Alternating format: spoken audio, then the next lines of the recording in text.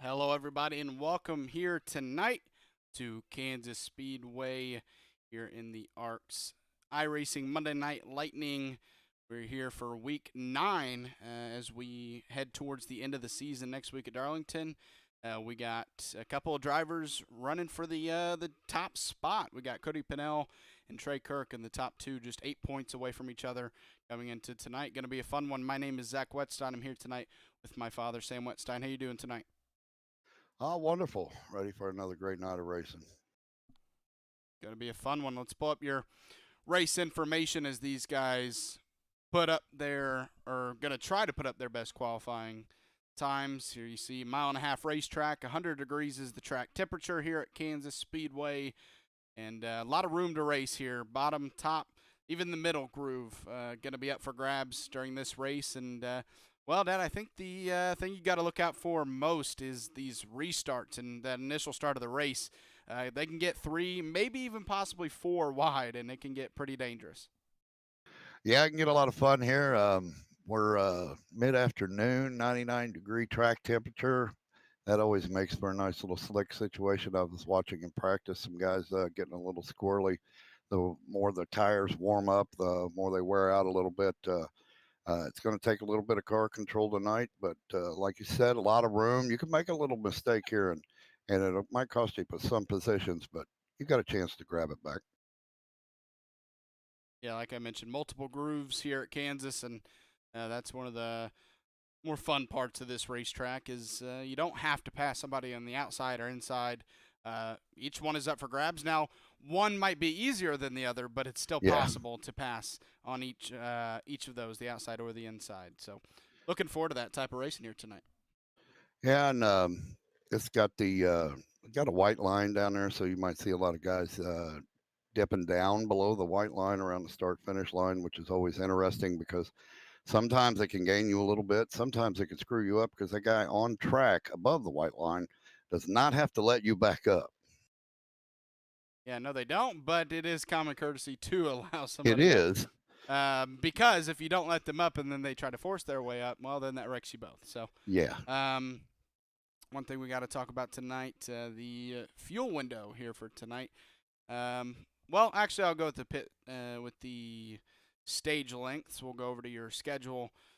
Here we are. 40 laps is the first stage length. Then we go 40 more. We'll go to the end of stage 2 is lap 80, and then 54 laps is the last and final third stage. 5 bonus points for the winner of each one, and going to be fun to see who can pull that off because we talked about Cody Pennell, Trey Kirk, both 8 points separated in the points. Cody Pennell leading, and those bonus points are definitely going to be very crucial. And these drivers tonight can go 40 to 45 laps on fuel, maybe a little bit more, but that's around where you're going to see the fuel drop out.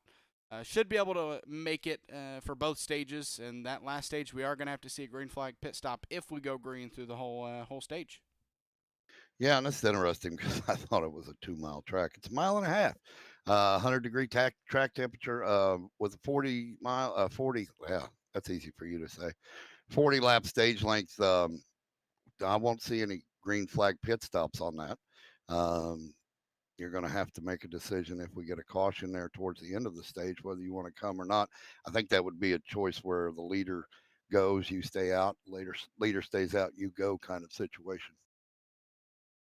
Yeah, and you see there on your schedule one more race on the schedule after tonight. Darlington Raceway, one of the toughest tracks all season long, and we've been to Talladega, Martinsville, Bristol Dirt, Yeah. and so to have been to all those tracks and still Darlington Raceway is one of the toughest tracks on the schedule. That says something. If you've never seen a race there, make sure to tune in next week because it is a tricky track and it is very tough. Yeah, we'll probably end up with a Darlington stripe just in the broadcast booth. Yeah, I mean everybody included with the name Darlington Raceway ends up getting a Darlington stripe, like you said, even if you're a Yeah. broadcaster. So Yeah. that Go to place get a hot is dog, come back with a Darlington stripe. right. Uh, Jeremy Baralda up at the top of the leaderboard, but look at there in second and third, Cody Pennell and Trey Kirk right there next to each other. One in front of the other, but they're going to be right next to each other, I do believe, probably all night. Yeah, that's usually how you see it go, right? If you're close in points, you're going to be close on track, and so far they're going to be starting, well, not in the same row, but second and third. So they probably will be side by side by turn 1, depending on how good of a jump Cody gets on the outside. Qualifying's over. We're going to head into your grid. We got, it looks like, not sure how many actually put a lap down, but 22 in the session. 2 are 19. those. 19, okay. With 20 starting. All right, Jeremy Brialt gets the pole spot here tonight with a 29.930. Cody Pennell, you heard about him. He's starting in second. Trey Kirk, third. Dustin Painter starting this one in fourth. Position 5 goes to Donald Ray with Daniel Roberts starting in sixth on his outside. P7 goes to Thomas Andrews with Nicholas Pressey starting this one in 8th. Tom Sears starting this one in 9th with Jason Alexander on his outside in 10th. Samuel Roberts starting 11th. David Hauk coming in 12th. Tracy Pennell starting in the 13th position. 14th going to Alex Zimkowski. 15th is Thomas Withers. Terry Freer will be starting in the 16th position. 17th going to Jonathan Holbrink. 18th to Ken Bellamy. 19th, Daniel Maddox. And rounding out the field, Michael Swink starting 20th tonight. With Terry Gabbard and Elliot Longenecker are race officials for this evening.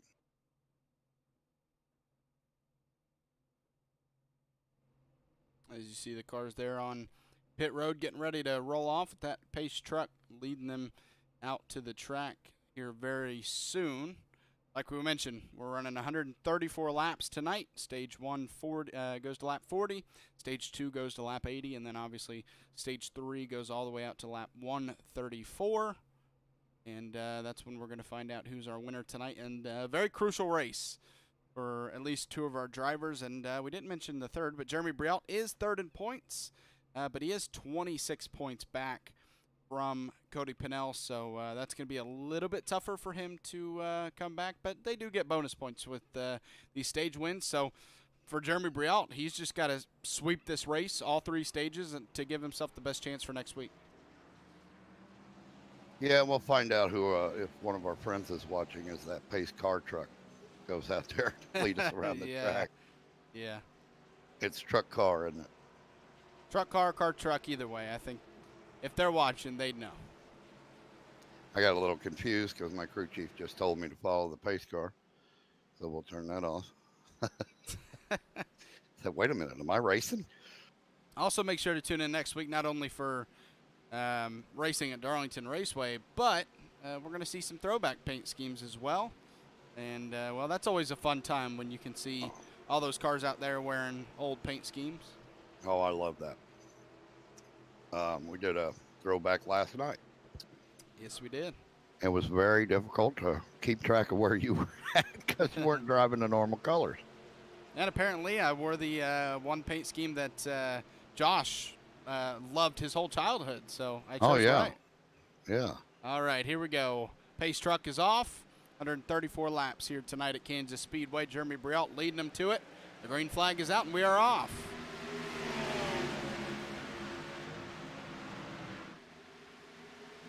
Great start from Jeremy Brialt and Cody Pennell, your front 2 going to the green flag. Trey Kirk stays in 3rd. Dustin Painter in 4th, side by side, all the way back in 5th on back. Oh, nice clean start. Everybody patient. Getting through the, well, as I say that, 15 car gets, or the 19 car gets a little squirrely going through 3 and 4. Oh, we got a driver in the wall, but looks like they kept the car straight. Almost 3 wide on the front stretch. They keep it only 2 wide, though.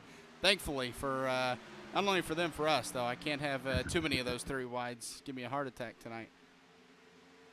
As Dustin Painter stays in 4th, Donald Ray 5th, and well, if Daniel Roberts can hold on to that 6th position, your top 6 would have all stayed the same from the start. And he does, as Nicholas Pressey has gained a spot since the start of the race. He's in 7th, but not able to gain 2. And we're starting to get into the stage of this run. We're only 3 laps in, but where these tires are really starting to heat up. And cold tires on iRacing can be a pain, and it can really, that car is going to be really loose on those cold tires, and it's a lot easier to spin it out. So Thankfully, nobody's done that. And, oh, the 14, as I say that, Donald Ray gets loose down to the apron. And that is a case of the cold tires still on lap 4. Yeah, in the case of plenty of room to save it and keep going. Fortunately for him, that's going to cost him a lot of spots, though. Jeremy Brault got a little squirrely coming out of 2, and Cody Pinellas pulled up alongside of him to take the lead into 3. Side by side for the lead, but not for much longer. Cody Pinnell to the point, and he will lead this lap over Jeremy Brault. But Jeremy Brault got loose, you said, so we know he has a strong car. He just made a mistake. We'll see if he battles back on the high side. It's kind of difficult to get the pass in, I believe, unless the guy in front of you gets a little squirrely like that. I don't know. You can use the draft on the backstretch to pull up to the guy's back bumper, just like Jeremy did right there. You know, I really love this camera angle. It kind of stays zoomed in even though it's in one spot, but I wish the sound was better so we could hear the cars, but still a great camera angle. I didn't expect TV3 here to be one stationary camera since it's a mile and a half, but hey, iRacing surprises me all the time. Jeremy Brault takes the lead back, just as we said. He just made, and he makes another mistake, gets a little loose. Man, it's just tough right now out there. Those cars look on edge every single lap. Yeah, it's a hot track, and your tire's warming up. Actually, the temperature on the track's gone down, 97 degrees. We must have got a cloud. There you see Jeremy Brault on the apron, going to sweep up. They are side by side going in to turn 1. He's definitely not backing off of it, is he? It's going to be tougher, though, to battle back on the inside. As the tires grow older, that inside's going to be a little bit tougher to make a pass on, I feel like, just because you don't have the room on exit to keep on the gas pedal. So I think that high side, if you can make a pass on the high side, that'd definitely be better not only for your car but for your tires. Yeah, there was a great example of that back in turn 2 where Jeremy was battling with Cody, and he took had to take a little sharper turn out of turn 2, no grip. Couldn't go out to the wall, so he had to back out of it, and Cody Pinnell to the lead by himself. Cody Pinnell to the lead.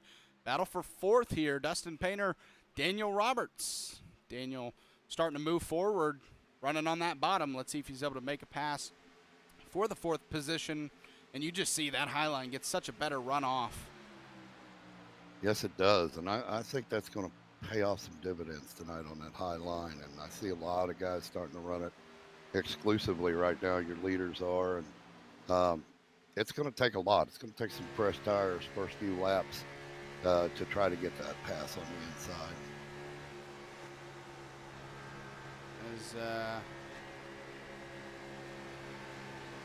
Again, on the inside, you see the 30 car Daniel Roberts trying to make the pass. And he looked like he got a great run off. He did. So he's going to be even into turn 1. And if he can have a good turn 1 and 2, he might be able to take it. Yeah, that low line looks like it gets such a great lead, but that high line has such great momentum that it comes back, and it looks like a rocket ship going down past that other driver. On the nose of Nicholas Pressey in the 94 behind this battle.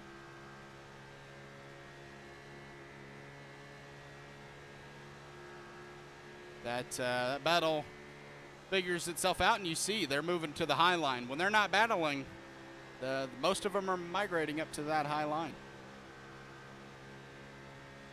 Yeah, it's going to be interesting late in the run, though, as your tires wear off.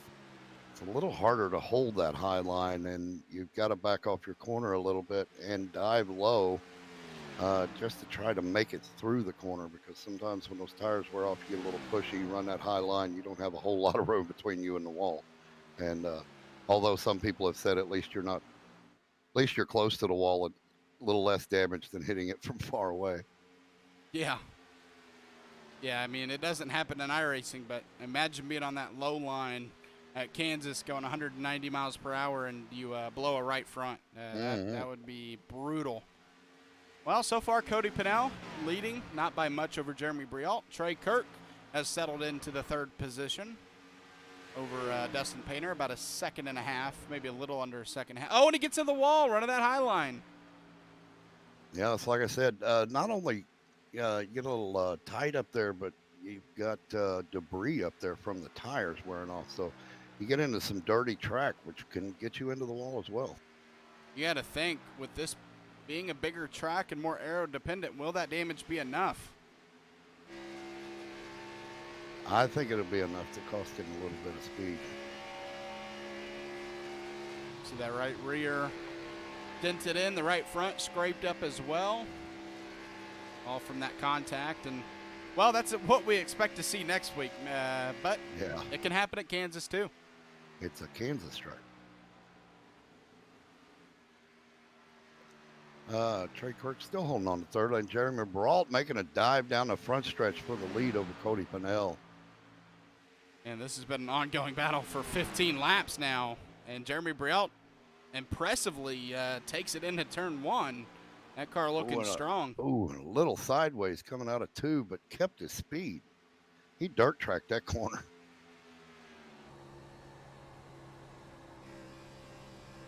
See how the car's handling. Oh, and he gets loose again. That car is still on the edge 15 laps in. Man, that thing, he's burning off that right front every time he has to turn that wheel right. Yeah, and that right rear squeaking out like that is definitely screaming. And it looks like he's turning it left to keep it off the wall, and then that gets him loose, and he has to save it. So, yeah, I think he might benefit more by running a little bit lower, but he did there in 3 and 4. Still got loose. He is dirt tracking almost every turns 2 and turns 4, just dirt tracking. Yeah, I mean, you gotta wonder how long he can keep that up. Yeah, if he's going to be battling the car like that all race long, his arms are going to be tired. Mm-hmm. And one of these times, it's going to start dirt tracking, and it's not going to stop. Yeah, and you don't have the dirt to save you. I mean, no. If it gets a little squirrely on you in dirt, it's a little Cody easier Pennell to did the save. same thing, just right behind him. Sorry to interrupt you there. No, you're good. These guys are putting everything they've got into this, and I wonder, they've got a great lead over third and fourth, but Jeremy Brault does not want Cody Pennell to pass him, and Cody Pennell is like, I'm going to get you. And these two are just battling, and it's going to be a race-long thing, but I just wonder how long these tires are going to last at this pace. We're now 22 laps out from the end of the first stage, and, well, to both Jeremy Brault and Cody Pennell, those 5 bonus points are very important. So it's not a surprise to see both of those drivers wanting to keep the other behind them because, like I said, Cody Pennell and Trey Kirk, which, speaking of Trey Kirk, has lost a spot to Daniel Roberts. But, you know, Cody Pennell and Trey Kirk coming into this race were 8 points apart, and Jeremy Brault is 20-some points behind. But still, with those 5 bonus points at the end of each stage, he's not out of it, and that's why he needs to keep Cody Pennell behind him. Yeah, if he can get the bonus points and get the win, that'd be a big jump in points for him. That would make it, if Trey Kirk and Cody Pennell have a good race and finish solid, that would make it a 3-car battle for the championship. Because really, it's 30 points back to David Houck for behind Jeremy Brault. So if Jeremy Brault is able to sweep this race, then it would be a fun 3-car battle for the championship going to Darlington. That'd make next week a whole lot more interesting. Well, it's going to be interesting anyway, but that would just add to it. But he is. I'm watching the angle on my camera straight on at his car, and every turn 2 and turn 4, I see his right rear, like I'm looking at the front of his car. I mean, that car is almost skewed. I mean, it's not because it's not damaged, but just how loose that car is, you're constantly seeing a little bit more of the right rear than you want to when you're head-on, when you have a head-on view of the car. Yeah, and they say loose is fast. Yeah, I mean, if you can be loose and not wreck it, then okay. But, man, he has come close many times to dumping that car to the inside grass. And I hate to say back off, but I think Cody Pennell has maybe backed a little bit off, staying in contact with Jeremy Brault and letting him burn those tires. And as I say that, he gets a little sideways too. So never mind. Every time I start to say something, these guys prove me wrong. Yeah, I mean, if you're Cody Pennell, I think it's too late to back off tire-wise, because I feel like if you've already burnt off your tires, you're not really going to be able to save them much anymore. And, you know, we've talked about the importance of stage points tonight. So, yeah, if you're him, you got to go up there and take it. Tom Sears, speaking of take it, he had a very, since we missed Talladega, he had a very interesting Richmond race, if you can remember back to that. And, Yeah. well, it's a little less chaotic for him early on in this race. Yeah, for those of you watching, tried to tune in last week, we apologize, but we were on our way back from Talladega and were unable to make the broadcast last week. And Trey Kirk, he is in the wall again. He's struggling. He just wants to get to the end of the stage, get that car fixed, and get back out and start battling for stage 2, I believe. He can't pit to get it fixed. He's just got to ride this stage out. He knows the caution's coming up. He can come down and get it fixed. I don't think the damage is enough to use a fast repair on, but maybe. On a half track, I'm not sure, but it is pretty messed up over there. And so if you use it at the end of the first stage, which I would understand if he did, then you can't be hitting that wall a lot again. Yeah. You know, if he uses it now, he's going to have to then, if he hits the wall during stage 2, at the end of stage 2, he's going to have to, you know, sit down pit road and get that 20 to 30 seconds of damage fixed. And he just brushed the wall again. So, yeah, you got to make that decision when you're coming down pit road. Am I going to take a chance on 40 to 50 seconds of repair, give up the positions, or am I going to take my fast repair now, get a better position now, but have to worry about more damage later? It's a lot of thinking going into that. One thing I'm kind of, oh yeah, he does have some right side damage there. This is Donald Ray. He started this one in 5th. He's all the way back to 17th. So I do see some right side damage, and well, that car's probably not driving to his liking right now. Yeah, it happened to me last night at Charlotte, moving up through the field pretty good. Smacked the wall. Didn't think it was that bad, but started. Oh, we have a wreck on the back stretch. Looks like he's gathered it up. Ooh, that is Terry Freer in the 46, and oh, he's up into the wall. Oh.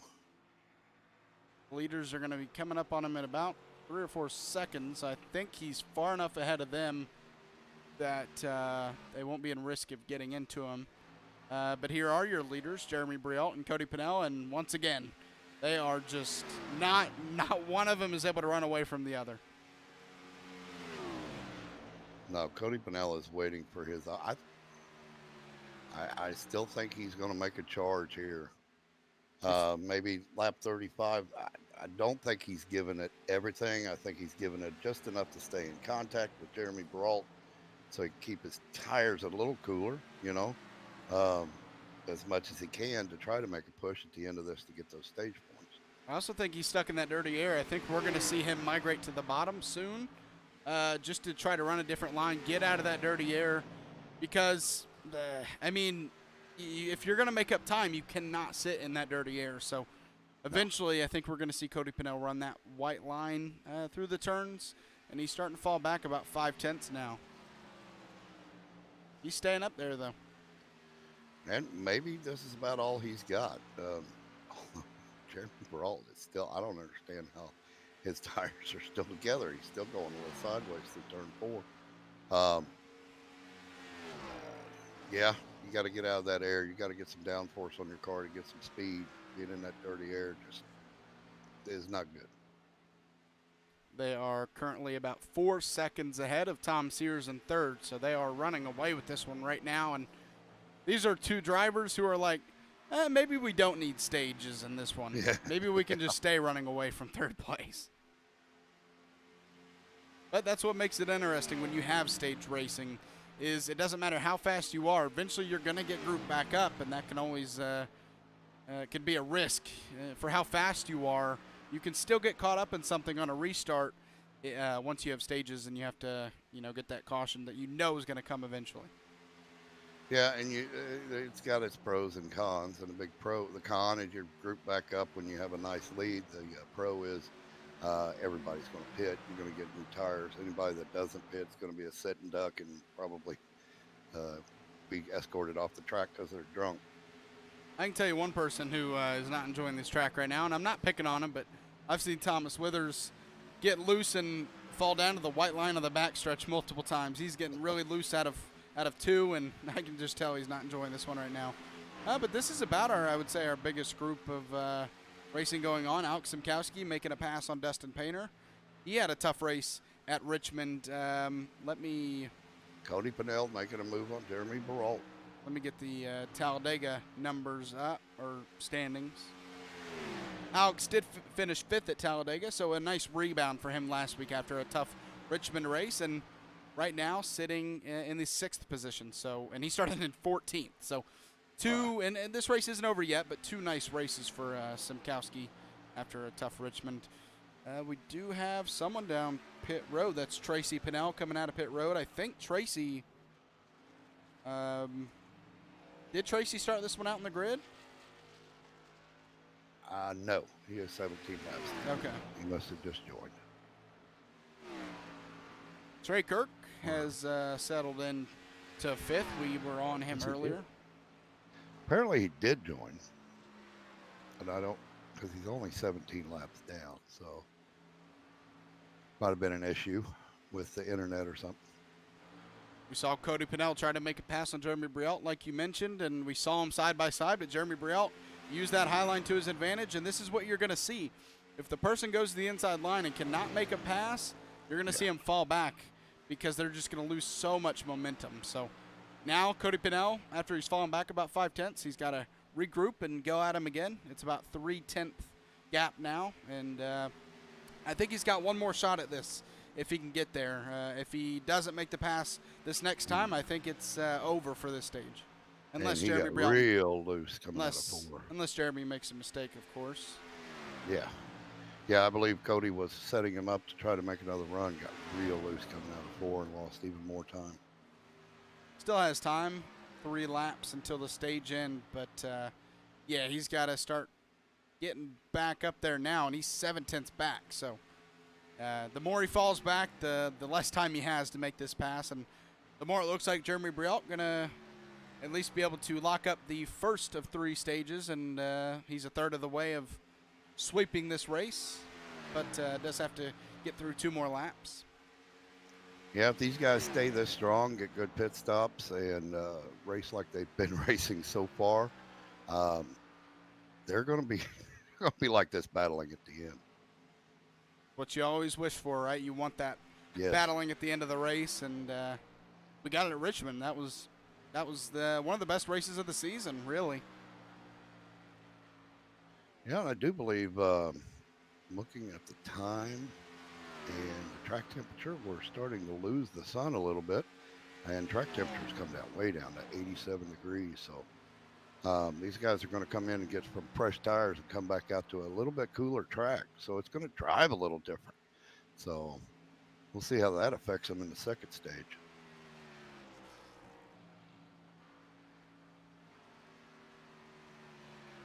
Yeah, that track temperature going to be a big key for sure. Honestly, I think maybe it'll give them a little bit more grip with when you lose that heat. Get a little bit more grip in those tires. Might tighten those cars up a little bit more, actually, and that's really not what you want at that high side. But more grip doesn't always equal getting a lot tighter. So we'll find out once that second stage gets underway, as this one's about to end once everybody crosses the start-finish line on lap 41. Jeremy Brielt crosses the start-finish line and going to win the first stage. And 5 bonus points go into that 74 car. And caution is out for the end of the stage. Great run, 40 straight green flag laps to start out this one. And I mean, that's what you always kind of aim to do in a race where you know you're going to get at least 2 cautions, is keep it to 2 cautions. Yeah. And they didn't have one to start the race, and obviously a lot can happen in between now and lap 134. The closer you get to that end, the more aggressive people are going to get. Yeah, and the con to that on my angle is you lose some green flag pit stops in a caution-free race that can make life real interesting for a lot of people and a lot of fun for broadcasting sometimes. So by interesting, you mean like really nerve-wracking for the drivers. Yeah, yeah. Is everybody gonna come to a slow pace now compared to what they've been running for 40 laps straight? Yeah, and I wonder if track temperature is a thing they're paying attention to. Like I said, when they come out with those new tires and the track drives a little different on fresh tires, it are they ready for that? Can that be something that can shock you as a driver when you go to run your line? You ran the first 40 laps and it doesn't work. I mean, yeah. Even leaving out the track temperature part, just getting back on new tires after running 40 straight laps on older tires can be kind of a shock to your system. It's like, whoa, this car drives differently, and before you know it, you could be spinning out. So it's you gotta make sure that you adjust on that restart to remember that you're on newer tires and it's not going to drive like it was just driving. And like we've always said, the fresh tires can be a little slippery there at the beginning, so you know to always watch out for that. Oh yeah, it doesn't matter what track temperatures you have, the car's always going to be unpredictable a little bit on those colder tires. And when you lose the car on on cold tires, it's a little bit harder to catch than when you're on a little bit more worn tires. Surprisingly. Ooh, Jeremy Brault's still in the pits. Alex Simkowski, Nicholas Pressey, Jason Alexander all beat Cody Pennell out. Think those are two tire takers? I'm going to back that up and take a look. Jeremy Brault way, way long in the pits. He was in there 26 and a half seconds in his stall.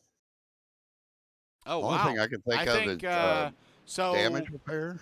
So Alex Simkowski missed his pit stall. Oh, man. Jason Alexander and Nicholas Pressey down pit road as well. So they're all going down pit road. If you watch my screen, Alex just goes straight through. He's slowing down right here, looking for it, and he just couldn't find it. And I've been through that. That is a sinking feeling. Yeah, and two cars behind him did it as well. There he is in his pit stall. So Cody Pennell is your leader out of pit road. Tom Sears to second with what you mentioned. And I'm trying to find his name. Jeremy Brialt, who had to stay in his pit stall for a lot longer than everybody else. He's back to 8th. Yeah, I suspect maybe a little damage repair from scraping the wall early. I don't remember him hitting the wall, but I remember him being sideways a lot.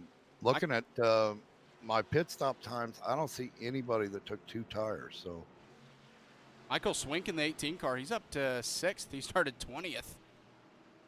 Trey Kirk got back at a real good pit stop there, and he got back up into 3rd. Michael Swink, that's a heck of a run for him. Let's and check that he had a slow pit stop too. Yeah, Trey Kirk did not fix that damage. So obviously he thinks that on newer tires, his car's going to drive just fine even with the damage. I mean, he had a good amount of laps to feel it out, so we'll see how it works out. One thing I think would be interesting with iRacing is if they brought the choose rule into iRacing. I think that'd be very interesting. Oh, I agree. Even if they didn't make it, for official races, if they just gave you the choice in hosted or league racing, I think that would be awesome. Because that is just more strategy. In a race that you talked about, when you don't have cautions or cautions that they're going to come, if you have no cautions, then you're going to have green flag pit stops. That includes strategy. Well, in a race like this, where for the first 2 stages you can make it through on fuel, that's still a strategy, is the choose rule at the end of stage 1 and at the end of stage 2, and then any caution for a wreck. So I would love that. I like the choose rule for the leader, but not for the whole pack. I like it for the whole pack. It really just spices things up. Well, yeah. If I'm in 20th and nobody wants to go on the inside line, okay, I'll go. That's the fun thing about it, is people will eventually go down to the inside line. If the front five, you know, say out of the top five, 4 go to the outside line, that 5th place driver will go to the inside to be on the front row. Oh, yeah. Green flag is out. Cody Pennell, a great jump for him. Trey Kirk as well, who restarted in 3rd. Tom Sears falls back to 3rd now. Daniel Roberts, David Houck fighting it out for 4th. Daniel Roberts wins that battle. So Cody Pennell, a good jump, and he gonna lead stage 2, at least if he gets around clean through 3 and 4. And I think we have a wreck. We do. Samuel Roberts in the 15. Oh, man. Some hard hit to the wall. No, yeah, caution is out now. I thought they might have given him a chance to get back around the pit road, but yellow flag is out. Gonna find my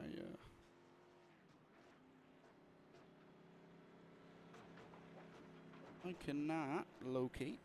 Oh, there it is.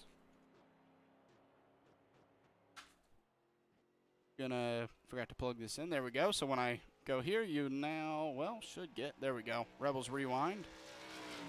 All right, let's go back and see what happened.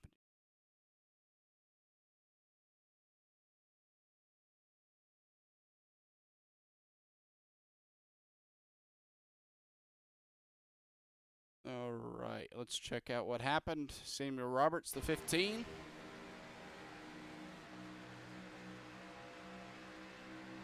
Ooh, net code. Yeah. And unfortunately, that is the 18 of Michael Swink, who's been having a really good run, and there's a lot of damage to that car. He's going to have to use a quick repair. And obviously, sorry, I clicked off of Samuel Roberts. We're going to take a look at this hit. The 74 got a little piece of that, too. Oh, yeah, right there. He tagged him pretty well, too. Yeah. Big damage to 15. Nobody hit anything harder than the 15, though. No. So he's down pit road. Michael Swink is as well. Daniel Maddox down pit road. So that's 3 cars. And Jeremy Brielt, who did tag him. But he hit it. He did hit him square. But that car, you can see it's dented in. Oh, yeah, that left front is got some significant damage to that. He's going to ride it out, I believe, and see how bad it is and take care of it at the end of the stage, probably. Unless we got another caution and he hates the way it drives, and I'll see him dive down pit road. From this angle, it doesn't even look horrible, but from this angle, it looks worse. Yeah, bad enough. Bad enough to affect his race, his speed, his downforce, but I don't think it's terrible enough unless it hurts the radiator or the engine, which we'll find out when he gets back under speed. If his temperatures start going up, he's going to dive down pit road. But if it's just superficial damage that he can hold on to caution and just get fixed in the pits like he did last time, I think he'll probably choose to do that. Well, it's unfortunate for Jeremy's. We talked about how kind of he needs that perfect race where he sweeps all 3 stages. Yeah. And first, sitting in his pit stall, maybe fixing damage, while that's a good idea, I don't know. He still had the pace to stay ahead of Cody Pennell, so that choice to stay down longer and fix the damage, if that was the case, puts him back there. Then he gets damage, and it's going to make it a lot harder for him to win the second stage, which he needs to do. Yeah, it was a tough choice to make, but he made it. I probably would have just taken whatever optional repairs I got while I was getting my tires. Maybe stay a second or 2, but he's made his bed. He's going to have to live in it. He's got a little more damage now he's going to have to live with. So I will say, see what he does. Unfortunately, you don't get too much optional damage fixed while you're changing the tires, like maybe a 0.5 percentage of the time that it'll take for your optional. So that's the only unfortunate thing when you are getting your tires changed. It doesn't fix your damage as much as you'd like. I've had a little damage repair start while when they come over to the left side. I've seen my optional time start. Maybe just a couple of seconds, and if you add 3 or 4 seconds on pit road, just to get a little something straightened out, and then come back down another time to get it fixed, it can sometimes be beneficial. But apparently his damage was bad enough he wanted to stay down there. I don't understand. He was running away with the lead, so I was just ran with what I had. I was really surprised to see he didn't come down this caution to just get it all fixed this time around, so you don't have to deal with it any further. But hey, we're not in the car he is, so he gets to make those choices. Yeah, you got a lot of cars to pass. You got damage. Would have been great time to just go down, get it all fixed, start in the back, see what you could do with this stage, and be ready for the final stage. But we all make different choices. Cody Pennell, Trey Kirk, going to be your front row this restart with Tom Sears and Daniel Roberts in the second row there behind them. And, imagine that, those two right next to each other. Cody Pennell can choose whenever he wants to go. We'll see how good of a jump that Trey gets compared to him. He held it a little bit longer that time, and a great wow, jump. Trey Kirk. What happened to Trey Kirk? He might have missed a shift. Or, not a good jump. Wow, spun a tire or something. He's going to lose 2 positions to start out and going to have to battle off Daniel Roberts to hold on to 4th, and he does for now. That car doesn't look too bad getting up to speed in terms of damage. Now's when you got to be careful, because you're frustrated because you went back. Now you're back up front. Now you made a mistake. Now you're frustrated. Don't try to get it all back in one shot. He is on the inside line now below David Houck, as he has a train of cars behind him that want that spot. And he is stuck on the inside. But, I mean, while I say that, he is trying to make a pass on David Houck. Yeah. But that outside line going to get a better run, and he's got to fill that gap before the 30 gets to him, and he can't. So beneficial to Trey Kirk right now to get this spot from David Houck, because if he's not able to, Daniel Roberts, Dustin Painter, Jeremy Brialt all back here ready to take that spot. Actually, that's Dustin Painter on the inside. So Daniel Roberts, Jeremy Brialt on the outside, ready to take those spots away. But Trey Kirk does exactly what he needs to. Takes that 3rd spot away. That was some good hard driving there. That is a tough pass to get that inside line pass. So we're going to see the 21 David Houck dive down and try it. No, we're not. Trey Kirk and David Houck now single file, but double file behind him, almost 2 rows deep. As Dustin Painter now looks to the inside to try to make a pass on David Houck. Dustin Painter holding his own on the inside, too. They might be 3 wide out of turn 2. Jeremy Brialt, that damage obviously isn't too bad. He's hanging in here. No, it's not. Oh, that was awesome. And he did that on the inside. How strong is he?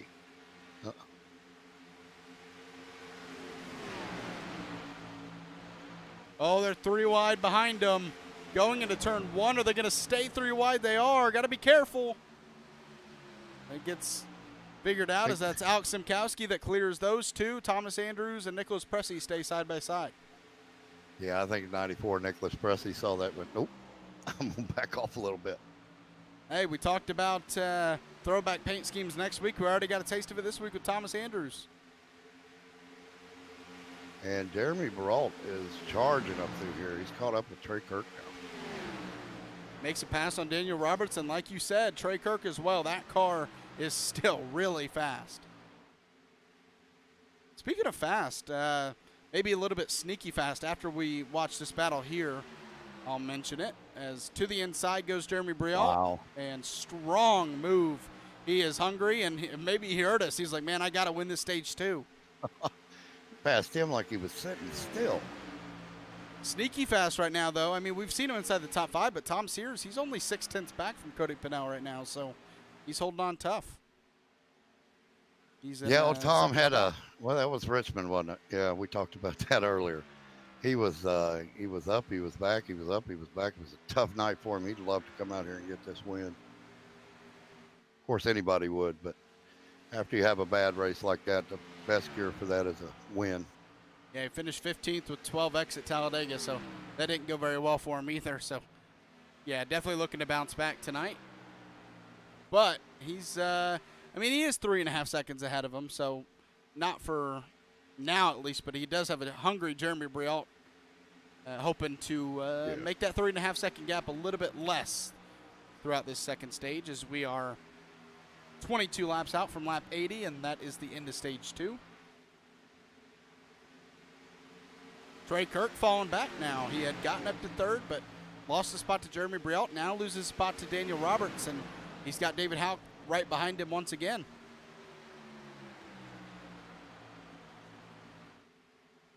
Wow, that's you know, Trey is like, what is going on here? It just seems like Trey is just not as good on the long run. He starts to struggle once these tires start to age. We saw him fall back, maybe because of damage the last time, but he's starting to fall back a little bit now. Does hold the spot over David Houck, and oh, he is running right next to that wall. I wonder how much that damage that he did decided not to get fixed is affecting his car in this run. I mean, you see, you know, Jeremy Baralt has damage. He charges up through the field, and if you're Trey Kirk, you're like, oh, well, he's doing it. Why can't I? Well, he's got different damage. Oh, yeah, absolutely. A little bit of front-end damage compared to a decent amount of right-side damage to that 24 car. Everything gets single-filed out now. David Houck does look like he's trying to get into that top 5 there, right behind Trey Kirk. As after that quick caution on the first restart of the race, everybody settled in here. Yeah, that right side damage can affect your handling, and I'm searching for the word. Whereas Jeremy Baralt's damage in that front end crinkled in a little bit, but you're still getting a good amount of downforce on that, and it's not affecting his car as much as that right side damage is affecting the air on Trey Kirk's car. Here you see in this picture Cody Pennell and Tom Sears, only a half a second between the two, so Tom Sears has closed that gap between the two and actually built a gap over Jeremy Brielt. So that 19 looking strong as we go on here in this run. Yeah, this is almost a picture of our first run where two cars get a huge lead out front. I don't know if it's I don't know what would have caused that, other than these guys being really strong. But I mean, it was two cars getting way out front in the first stage. One thing I want to point out with Jeremy Brielt is I think maybe that car is not as fast outside of the draft because of that damage. I don't know, but he has gotten good point. He's gotten out in front in this group, and he was 4.3 seconds back from Tom Sears. He's now 5.3, and he's been about 0.3 ahead of Trey Kirk, but no more, or maybe a little bit more, but not much over 0.3. And so maybe when he's leading a group and not in the draft, that front end damage is hurting him. I don't know. Maybe he just maybe he just had to use up his tires to get through that group, and that's hurting him. So I'm not sure. It does make a lot of sense that front end damage would cause a little bit of a downforce, or like running into a brick wall, because you have your front end sculpted in a way so the air flows over it. And when you've dented it in like that, you've made just a flat wall. Now you're pushing against the air instead of flowing through it, to where Trey Kirk's damage on that right rear has his right rear stuck out a little bit. That's kind of like dragging a parachute behind you that can affect your handling as well. Yeah, and when Jeremy Brielt is in the draft, he's behind a car. So not necessarily the draft effect, but when you're behind a car, while that air's not hitting the front of your car because it's hitting the car in front of you, and so your car's going to drive better. So, yeah, the handling of that car definitely does not look like it did when he was passing all of those cars. Yeah. And Tom Sears looking strong, running the bottom, getting up to Cody Pennell, just not able to get close enough to try to get up beside him and make a pass. He's taken a couple of peeks down on the low line trying to get past him, and actually got up to his left rear one time, but Tom Sears had to back out of it because of that low line, just not producing as much momentum as that top line. Ooh, and Cody Pennell getting a little squirrely coming out of 4 has gotten Tom Sears back up to him. We're now halfway through this race in a battle for the lead on lap 68. As we have 12 laps left in this stage, Cody Pennell going to fight back on the outside. Tom Sears in the 19 on the bottom, Cody Pennell in the 28 on the top. Cody Pennell keeps the lead away from Tom Sears, and just another showcase of how strong that outside is when you're side by side. Yeah, I would think Tom had tied that low line enough that I think here your best bet is to try to use the draft to suck up behind him, get really close, come off the turn, and try to get him down the straightaway, and maybe set him up for a little bit higher entry than he wants to try to get past him, like on the middle line, instead of trying to dive way down low. You saw Jeremy do it in the first stage to make a pass on Cody. He ran that bottom, and you see how good of a run that bottom gets into the turn and through the middle, but on exit it will get beat, but it gets him closer to our leader. Hey, you just got to watch how many times you try that and don't burn up your tire. Actually, overheat them a little bit. Get them a little hotter, they get a little slicker. He dives in there, gets right up to him. I was about to say, Yeah. I'm not afraid of burning up the tires with 10 laps left of the stage. I'm going all out. Well, I'm not used to stage racing, so yeah, this is a good time to try to get up there and get that stage win. That's the thing with this league. Only the winner of the stage gets points. So if you know, a second place finish is still strong, but you get nothing. So you need to do everything you can to try to get into that lead. Cody Pennell, one of the drivers that needs stage points and would benefit from winning stage 2, especially with Trey Kirk. Trey Kirk having a good run in 5th, but he does not want Cody Pennell to win any of these stages or the race. Yeah, Cody Pennell, Jeremy Baralt are real big Tom Sears fans right now. Yeah. Oh, and Cody Pennell looks like he got a little loose on exit. Yeah, he has done that a couple times coming out of 4. He really wants this stage win. He wants to balance out the 5 points that Jeremy Baralt got, keep him even with the points that he had with him coming into this race. Man, Tom Sears. Maybe he's not thinking of that at all. He just wants to win.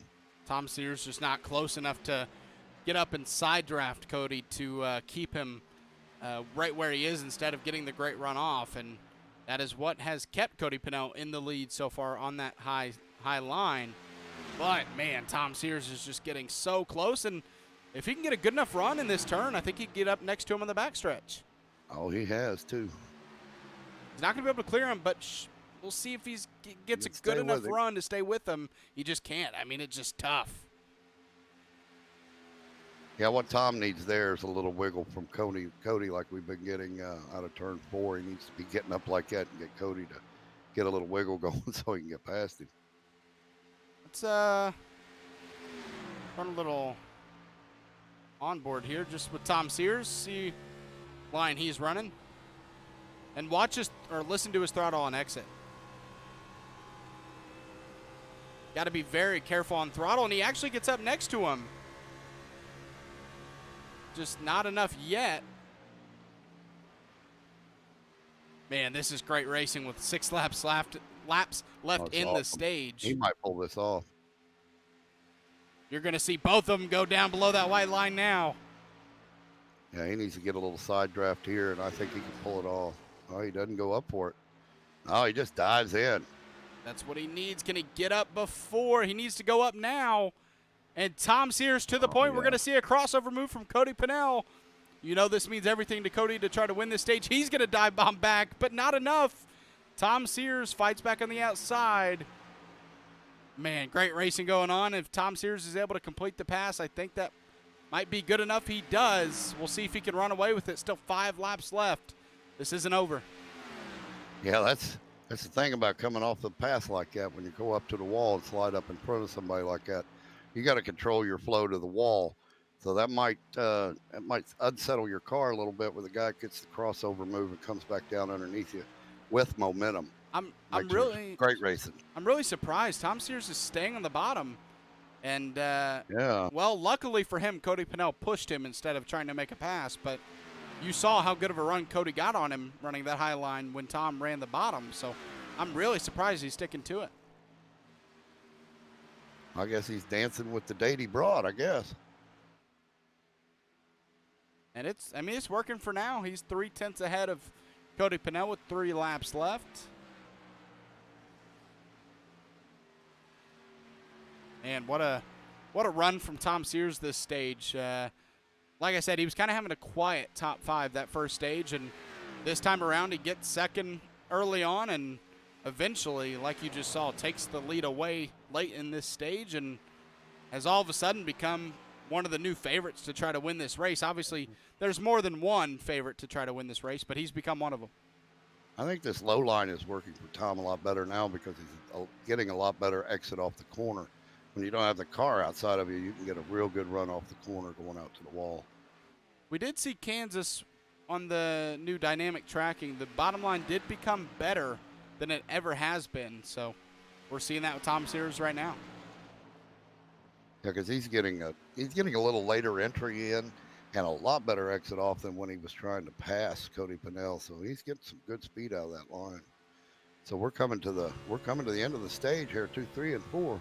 I think we do have one more lap to complete lap 80, but yeah, we're getting really close. Oh, my bad. No, you're fine.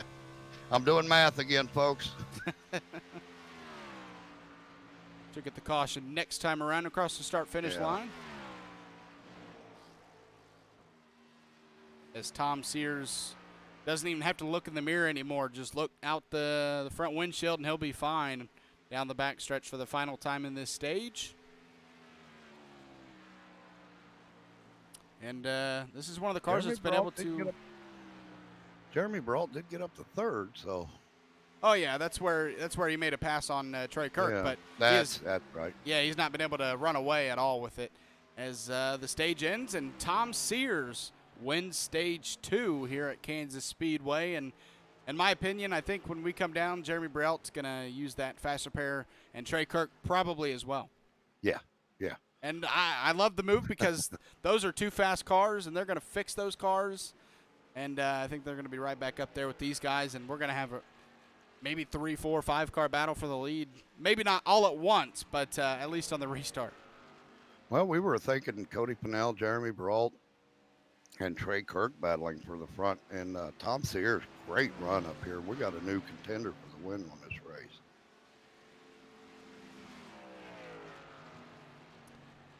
And with this stage end, that is our last caution that will be thrown. That isn't a wrecking caution. Yeah. Our last planned caution. Yeah. Yep. Hopefully our last caution. Yeah, hopefully. But, man, with how wild racing is here at Kansas on restarts, I struggle to see that this is our last caution, but who knows? Well, let's get we'll have about 50 to go. 49 lap green-white checker. And these are really important pit stops in case we do go green the rest of the way. Yeah, because we're going to have to get some green flag. What are they going to do? Splash and go, right sides, and a little bit of fuel. Set up for some great green flag pit stop strategy. It'll be interesting because Elliott did say that in the practice race they did, someone did make it further than I think 45, so I'm not sure how much further, but I'll be interested to see if we can see someone stretch it out. Somebody will try. Unless it's just impossible. Somebody in the back's going to go, I think I can make it. See who gets off pit road first. Who's going to win off? That's Tom Sears. And Cody Pennell, that's Alex Simkowski. Did he miss his pit stall again? Man, that would stink to miss it twice.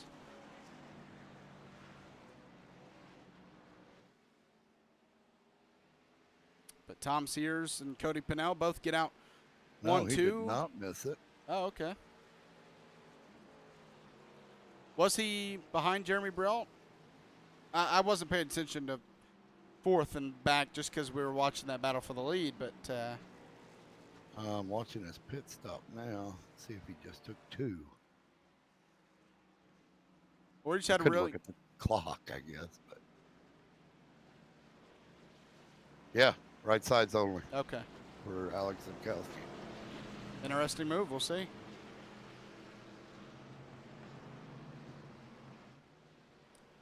As the lights are still on the pace truck, we're going to at least go around a couple more times. Got to allow any lap cars to do their pit stops. So looks like we'll have 48 to go, which somebody's going to try it. I want to see a green flag run here, because if we get a caution anywhere past 2 or 3 laps, everybody's going to come in and top it off. So, or most people probably would. I would think so, with the amount of green flag laps here. If you get another caution really quick, going in to top it off is going to be the call. Much better than having to try to get a splash under green. Also, the option of saving under caution, but that too, yes. But you got to be good at saving. You got to be turning that car off every chance you get. I think if we get more than 10 laps in here and get a caution, I see a lot of people going. They got 5 more sets of tires in the pits. You know, why leave them all there? Come out and get a fresh set and see what that does for you, I guess. But you know, if you're anywhere from 6th on back, that's an option. Yeah, we're talking about stuff that may or may not happen. 49 to go when we get to green. Yeah, lights are off in the pace truck. Tom Sears, Alex Simkowski, your front row, Cody Pennell, and Jeremy Brault. Trey Kirk, your 3rd, 4th, and 5th place drivers right now, and well, they're all mixed in that top 3 in points. So of course, they're all 3, 4, and 5 right now. Man, this is going to be a fun last stage. Alex Simkowski on them right side tires. I'm interested to see how that works for him. Yeah, I mean, you're leaning on those right side tires, but you're still wearing out those left side tires throughout a run. So Tom Sears proving he's fast. Cody Pennell, Jeremy Brault, Trey Kirk with fresh tires and fresh race cars for 2 of those guys. That guys that have been strong all night. Did they get fresh race cars? Jeremy Brault did. I gotta believe Trey Kirk did as well. Trey Yes, Kirk did. Yes, smartly. I didn't confirm it, but you'd have to imagine they did. Yeah, right. Like you can't not get a clean car. The way they ran that last run, you would imagine they got it fixed. It got out that fast. Here we go. Go get her, boys. Lap 86, the start of stage 3, and like he mentioned, no more planned cautions. So we could go green the rest of the way. Hopefully we do, but cold tires have proven to be a pain before. We'll see if they end up being a pain this time around. Tom Sears has a good jump, but Cody Pennell fighting back here, and man, they are double file a lot throughout the field right now. Oh yeah, these guys are going to stay grouped up for at least a couple. Oh, Simkowski gets loose right in the middle of 3. Oh, and he hits the wall. Yeah, that right side tire option probably didn't work out too well for him. Yeah, I mean, that's going to make that car even more loose when you only have 2 sets of tires on that car, or 2 fresh sets of tires on there. So, yeah, I mean, that's going to not only are the cars loose on cold tires, but then you add just taking 2. So, yeah, a lot of damage to that car and no caution. That's going to hurt. Side by side for second, here's Jeremy Brault with the clean car. And barely clears Tom Sears as he goes down to the apron there. And Trey Kirk is still struggling through the turns here.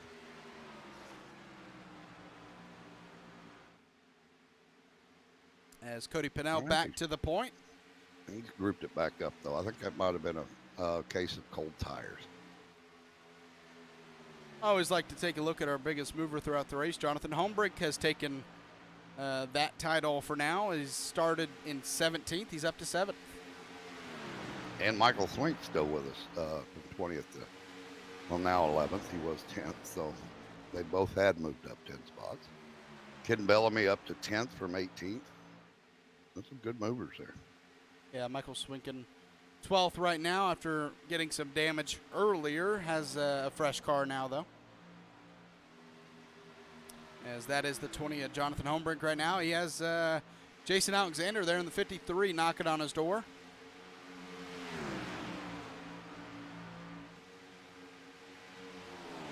Tom Sears moved back to 3rd here. Jeremy Brault got around him, but I'm not counting Tom out. I think he's better on the long run driver here. because we saw him make up a lot of ground on Cody Pennell and eventually pass him to take that win in stage 2. So Tom Sears working back to the back bumper. Jeremy Brault, though, running that bottom line like we've been seeing him run. The 19 car runs the bottom like nobody else tonight, really. Yeah, that is like totally opposite. Caution. Ooh, that is Thomas Withers. The 6 car.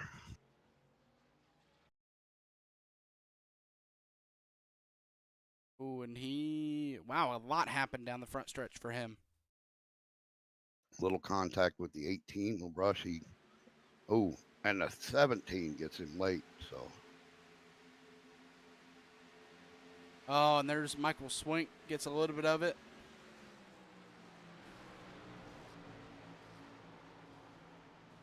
Ooh, big contact to the outside wall for the 6.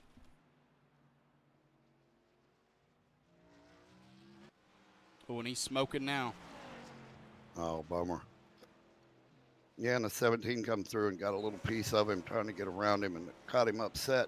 Oh, got him into, who's that? 94, Nicholas Pressey. We now have 42 laps left, and will we see people pit, or are we going to see him save fuel? Well, that's that quick caution that I talked about. Some people will top off, and they're going to come get them. Yeah, this is definitely not the case of if the leader goes, I'm staying out. Yeah. One car does stay out, though. Well. That's looks like a lap car. Might be a lap car. That's Terry Freer. Now, Freer. Is it 4 tires? Is it 2 tires? Is it fuel only? I'm acting as if we go green the rest of the way. I'm taking 4. That's my call too. I would take 4. Because if you go green the rest of the way, somebody's going to take gas. Somebody's going to take 2. I mean, that was what, 4 or 5 laps. I mean, yeah, that's not a lot on your left side, granted. But like I said, I'm acting as if I know I can see in the future that we're going to go green all the way. I'm going to take 4. Yeah. Cody Pennell wins, and it looks like everybody, mostly everybody took 4, if not everyone. Yeah, I've got everybody taking 4, and I got Jeremy Brault with a 13.8 second pit stop. It didn't gain him anything, but he can say he was the fastest pit stop on that one. Tied with Daniel Roberts, actually. Yeah, unfortunately for Daniel, that didn't get him anything either. And I haven't really said anything about it, but look at that sun starting to set, and you can see it there in turn out of turn 4. But other than turn 4, where a little bit of the sun's hitting, all the track is covered in, I won't say darkness now, but definitely not the heat of the sun. Well, the lights are on, and track temperature's down to 74 degrees. Damn. Man, that grip's going to start coming in now. You got fresh tires, and I wonder if that sun's in the face anywhere. I see some glow coming off of turn 1. Maybe so 4. Maybe into not into turn. Maybe into turn 3 and 4. Maybe. Because you did see it shining on the track in 4, but it was from the side, so I'm not sure. We'll find out. We'll go on board here with Cody Pennell throughout into turn 3 and 4, and we'll find out. And another thing that iRacing added, you told me about one time, is that dynamic sky that you can now get blinded by the sun coming through a turn. Yeah, that sun moves now. I mean, I think you can have a setting where it doesn't, but that would just be no fun. So. Oh yeah.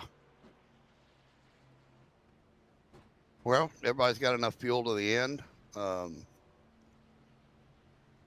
the sky be just like the first 2 stages, so they should know how to run 40 laps. The sky is bright right there, but it's not blinding. And that sun that we saw peeking onto the track in turn 4 has disappeared.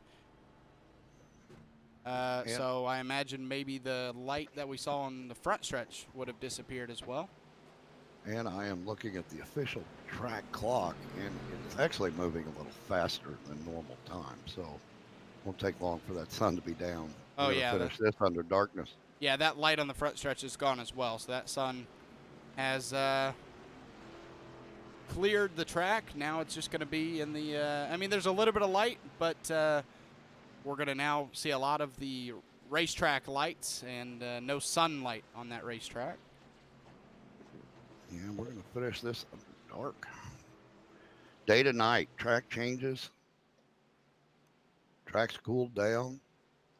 More grip. As fast as these guys are, that could be making some fun racing. Yep, we're going to have another restart here. I believe we've only had, 4 cautions, so a good race so far, 95 laps in. Thomas Andrews come up into the 4th spot there. Trey Kirk restarting this at 13th. Oh, wow. Maybe he slid past his pit stall. Possible. 14-second pit stop, so something must have happened on pit road somewhere. Somewhere, somehow. Pace truck is off once again. And Cody Pinnell is off. The green flag is out. Not a great jump for Jeremy Brelt. He's going to have to battle for second. Yeah, it was almost like he got caught sleeping there. Tom Sears is going to come up and try to take that away from him. He does on the inside line. And here comes the 2, like you mentioned, Thomas Andrews up into the top 4. Jeremy Brelt gets a little bit loose. Or no, maybe not loose, just moves to the bottom. Daniel Maddox on the back stretch in that nice-looking Hooters paint scheme. I'll give him that. Yeah. But unfortunately, that paint scheme is going to fall back to 18th. He looked like he was heading for some wings in the infield there for a moment. I always wonder, people part of wrecks in actual NASCAR, they got to go to the infield care center. Wonder if they drop by any place with food or not. I mean, I know the team has food, but I have seen guys head to the hot dog stand afterward.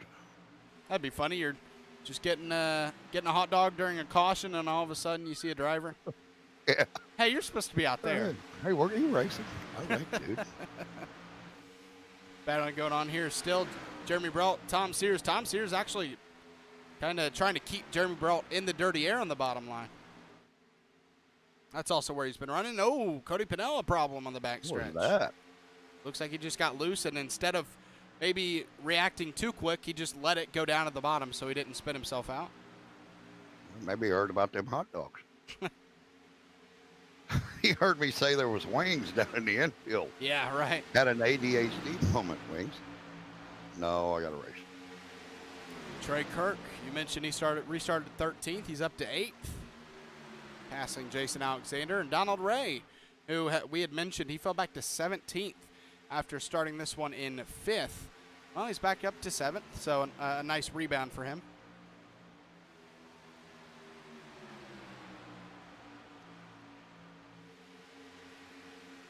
Sorry, I almost choked on a drink of water. So not a hot dog, just a drink of water? Just a drink of water. Although I do have hot dogs in the fridge and thinking about going to get one here shortly. Tom Sears not only held off Jeremy Brelt, starting to run away from him with 34 laps to go here. And maybe actually a little surprising, to be honest with you, because you mentioned he's better on the long run. Well, he's looking pretty good here on the short run. Just hopefully he doesn't burn those tires off, because we have seen what that car can do on the longer run. Yeah, and he is starting with that wall pretty good. Look at Cody Pinnell starting to take that low line now. Maybe he's with the track changing. Maybe that's going to be the preferred line now. Yeah, I think with more grip you can run that bottom better. So, yeah, I think that's definitely the case. Maybe he learned a little something from getting passed by Tom Sears. Maybe I want to try that out. I mean, usually when you think about it, at a track like this, you want to run the top when there's grip and the bottom when there's not as much grip. I mean, we're seeing more people go to the bottom, but Jeremy Brelt, he's looking faster on that high line. Yeah, we're seeing with the low temperatures on the track, we're seeing that multiple grooves come into play. Jeremy Brelt is on a rocket. He might get 2 here. He got past Tom Sears, and he's challenging Cody for the lead. What a move from the 74 machine to Jeremy Brelt. Had some trouble on that second stage, really the whole second stage. Even though he ran third, he had damage and was about 7 seconds back. No damage now, and up to the lead goes that 74, what is that paint scheme, Tron machine? That was amazing. In a half a lap, he was third and a pretty good distance behind, and just turned on that nitrous valve and took off. Here comes Daniel Roberts behind Tom Sears. He's getting into this battle, and they are side by side for the lead into turn 1 and 2. Oh, wow. Oh, Cody Pennell has to catch the car. There goes Jeremy Brault to the bottom. The more they battle, that's going to bring Tom Sears and Daniel Roberts closer. Oh, my God, another crossover move. They might be 3 wide by turn 1. Here comes Tom Sears now. He's in second. He's going to make it look for the lead here as Cody Pennell takes the point back. And now Jeremy Brault has to fend off Daniel Roberts there in the 30 machine. Wow. Some exciting racing. Come on there. Tom Sears going for the lead. Jeremy Brault, if he gets a good enough run, we're going to be 3 wide, but he does not, so he'll stay back there in third. Tom Sears trying to take the lead away. And at this point, I think we've had a different leader across the start-finish line like 3 straight times now. Yeah. 29 laps to go. Can we keep this up for 29 laps? Eventually, you'd have to think it'll get stretched out a little bit more than this, but I hope not, because this is great racing.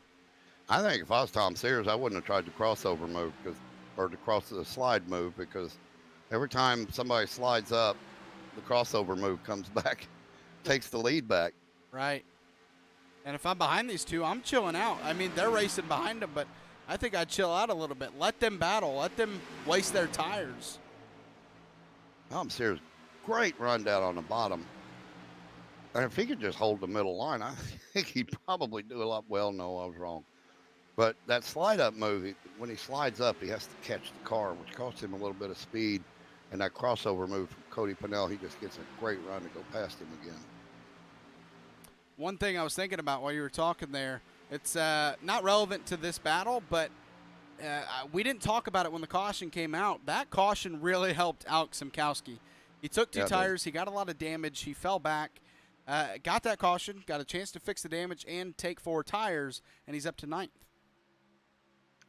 Yeah, he was probably the happiest guy on track. It is now single file behind these two, but still racing for the lead. Cody Pennell and Tom Sears now under the lights here at Kansas Speedway. Started this race in the pure daylight. Now it's nighttime, and we are light racing, I guess you'd call it. Oh, my Lord. How long can they keep this up? You know, Jeremy's back there licking his chops. Okay, you guys burn them off. I'm coming. Tom Sears and Cody Pennell, how long can they keep this up? Like you asked, how long can they keep this battle going? As Tom Sears almost clear for the lead, but not just yet. Here comes Cody Pennell back to the outside. And wow, this, I mean, this has been an awesome battle for the last, 10 laps?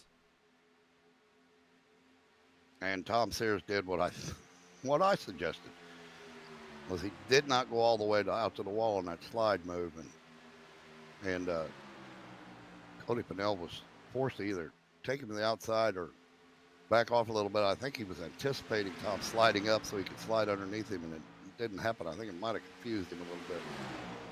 Tom Sears is not going all the way up to the wall, and that's opening the door for Cody Pennell on the outside. And, well, Cody Pennell has answered. He has answered the call, and he is back up there racing for the lead, and Jeremy Brault right behind him. If Cody Pennell's able to take this away from Tom Sears, Tom might lose another spot to Jeremy Brault, but he holds strong, and Cody Pennell into the wall. And that is going to be, I mean, pretty bad, I would imagine, because we've seen just the smallest damage can kill your momentum. Yeah, and Tom Sears is extremely happy right now. Whew, I can start running my line. line. And Cody's back into the wall. Trouble for Cody Pennell with 23 to go. He falls back to 4th, and there's a lot of damage to that car now to the right side. And now a second back from 3rd place, but 2 seconds ahead of Jonathan Homebrake in 5th. So, I mean, hopefully he'll be able to settle into 4th here. But, man, with that much damage, we've seen it's not even a whole lot of damage, but we've seen just the smallest contact to the wall can slow you down just because we're on a 1.5-mile racetrack. Yeah, that initial damage hurt him and caused the second trip into the wall, which gave him even more damage. And he is not going to be. I don't think he's going to be back up here battling. And if he does, I'll be surprised. Yeah, I think he needs a caution now to get that fixed. Tom Sears, like you mentioned, he's not too upset about that because with that, he's now 6/10 ahead of Jeremy Burrell. Yeah, he's settled into running his line now, his comfortable line. He doesn't have to battle anymore. He can run and that line was working real well for him at the end of the last stage. So, and he seems to have it back. Yeah, whoever wins this race, it did not come easy for whoever wins this. Right now, Tom Sears in the lead, but a lot can happen in 20 laps. Tom Sears hoping a lot doesn't happen. Yeah, he says, okay, we can go green. I think if I'm Jeremy Brault, he's still running that outside line through the turns. I think you're looking at Tom running real fast down on the bottom. I think you got to at least give it a shot to see if you can catch up with him. Yeah, it's tough because you got to run what's comfortable to you, and if you can't run that bottom, then you just can't run it. So I do agree. He has to at least give it a shot. It's just whether it'll work or not. If he tries it, will be the question. Yeah. I would think, with 19 laps to go, you got to at least, now is the time to see if you've got anything down there to help catch him, because that top line is definitely not doing it. Unless Jeremy Brault's thinking is, I'll run my line out here and maybe Tom running low. Well, caution is out. So all Tracy that Pinnell that I just said, throw it out the window. And all that we just saw, all that battling, we're going to see that again. We're going to see it again. Are we going to see pit stops again? I imagine we do. If anybody stays out, it'll be somebody outside the top 10 that might give it a shot, but I don't believe anybody up here battling for the lead is thinking anything but 4 tires. What happens here? Tracy Pinnell gets loose on the apron and maybe didn't know Thomas Withers was below him. Let's go on board here. Gets loose there. Oh, yeah, turns the wheel left on the apron, and that's one thing can happen. There's not a lot of grip down there. Turns the wheel left and gets loose.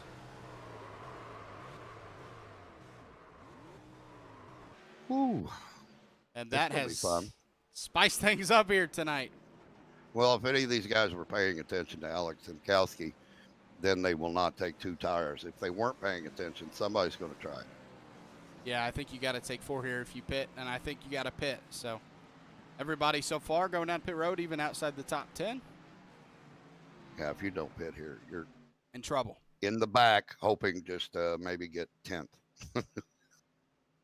Everybody down pit road. I think everyone's on the lead lap now, so we don't. Maybe Tracy Pinnell isn't, but everybody you just saw is on the lead lap, and that's why they're down pit road. So good to see that many cars still on the lead lap.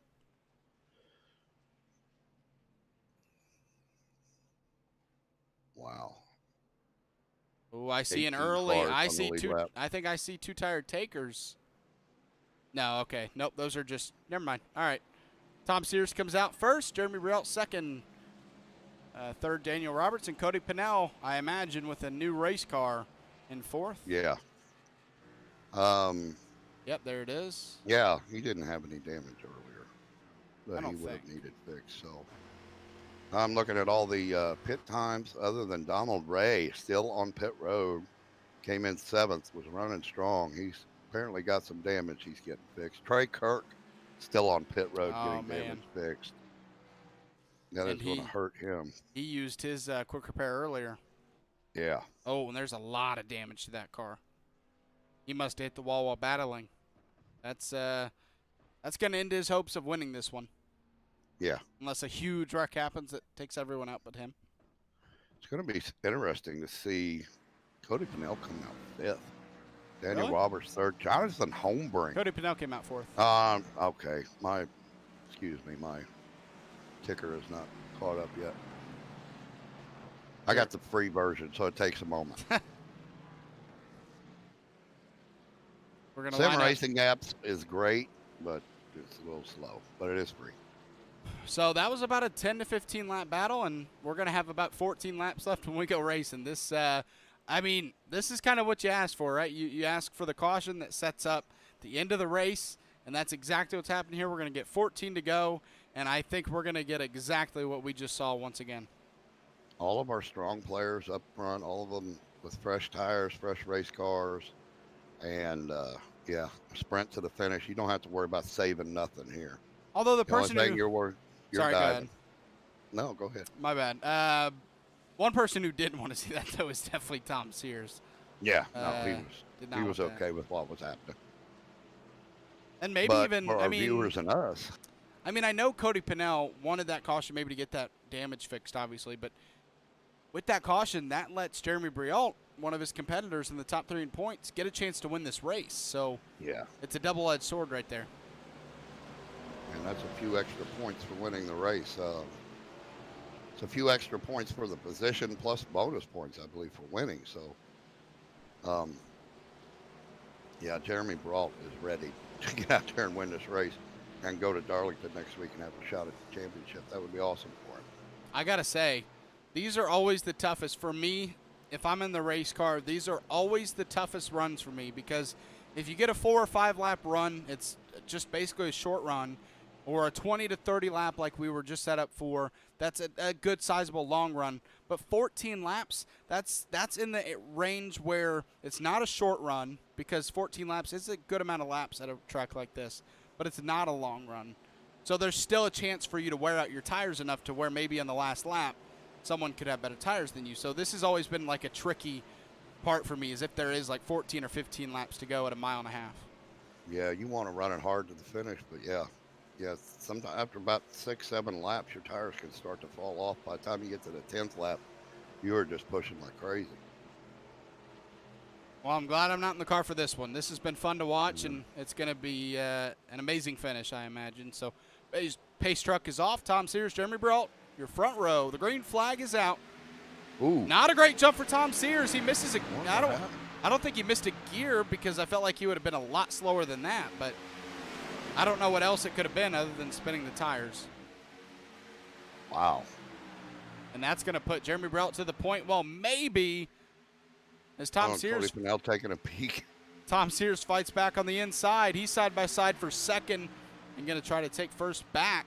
But Jeremy Briault clear for that right now. Daniel Robertson. Oh, spinning behind him. Oh, we got a wreck. That's Donald Ray. Caution is out. Terry Freer as well. And this is going to set up at least a little bit more of a short run finish than that one was. What a shame, because that was going to be a great battle for 14 laps. Yeah. So we're going to have... Probably around on 8. Yeah, that's what I was thinking. If we're both right without working together, if we're both right, I'll be happy. I know. Yeah, that's just going to be flat out. That's give it everything you got. Not worrying about what you have at the end of that run. The only thing you want at the end of that run is a checker. Nowhere to go for Donald Ray on this one, as the 46 gets loose on exit, and you're going to see here again. As the 46 gets had a rough night. Loose and nowhere to go for Donald. That 46, Terry Freer, he's just had a rough night tonight.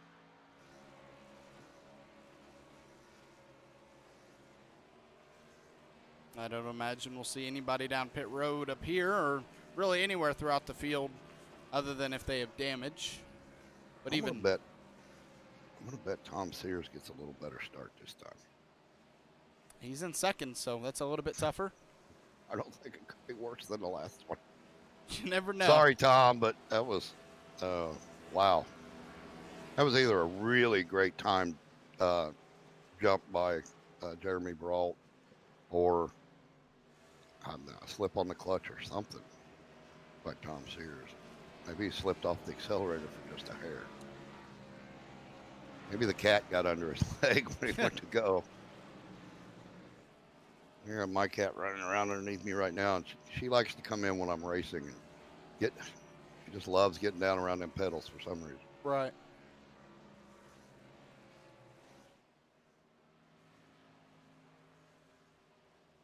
Yeah, it looks like we're going to have around 8 to 9 laps to go. If we get the two. I imagine they won't get the 1 to go this time around, but we'll see. But if they did, then it would be 9 laps. I think 8s probably are. Yeah, I think so. Well, the lights off? No. Oh, no, they're not. Since everybody's doing pit stops right now, I think it's going to be. I think they might get the 2 to go signal this time, so it might even be 7. We'll see. We'll stop guessing, and we'll just wait until we actually get to where we need to be. This has been a great race tonight. These guys put on a great show. There's some great. I mean, the first 2 stages were fun. They were. But you had 2 cars up front. And we were watching the battles in the back. 4 or 5 guys battling up front for the lead is just awesome. Oh yeah. That's 10 laps to go. That's Kansas. Yep, that's Kansas. I think we'll get the 1 to go next time. Give us an 8-lap shootout. Yep. Going to be a good one, setting us up for our championship race at Darlington Raceway next week. I don't know about you, but I'm kind of a little worn out. I'm not even driving in this race. Yeah, this has been a race where, maybe other races with no cautions and no stages, you can talk a little bit less throughout it. But when you have this kind of battling with 4 or 5 cars, man, it feels like you're the one racing. I feel like the adrenaline is still there. So I was going to go get a fresh glass of water during that last caution, but I didn't want to get up and miss anything. So it's going to be Jeremy Brielt, Tom Sears, Cody Pennell, Daniel Roberts, and David Houck, your top 5. Jonathan Holmbrink, Thomas Sanders, Alex Simkowski, Ken Bellamy, and Michael Swink round out your top 10 on this restart. Nicholas Pressey sitting at 11th, Jason Alexander 12th, Dustin Painter 13th, Thomas Withers 14th, Daniel Maddox 15th with Donald Ray in 16th, Trey Kirk 17th, and Terry Freer rounding out the running field in 18th. I think Trey Kirk having a tough night tonight. He's going to restart 18th now. He just moved to the back. We're still going to keep him within reach of Cody Pennell next week. I think the big story right now is not his woes, because I think he'll still be okay for the championship points. But Jeremy Baralt getting up here and putting himself into the mix for next week, make it even more interesting. Man, I don't know. If Trey Kirk finishes, say, 18th, where he is right now, and even if Cody Pennell doesn't win, say they finish where they are right now, Trey Kirk in 18th, Cody Pennell in third, that's 15-point difference right there. Adding on to the bonus point, or not bonus points, but the bonus points they can get next week, that could bring Trey Kirk back in, even if he loses a 15-point, if he loses 15 points in this race, he could still gain it back, but it's going to make it that much tougher.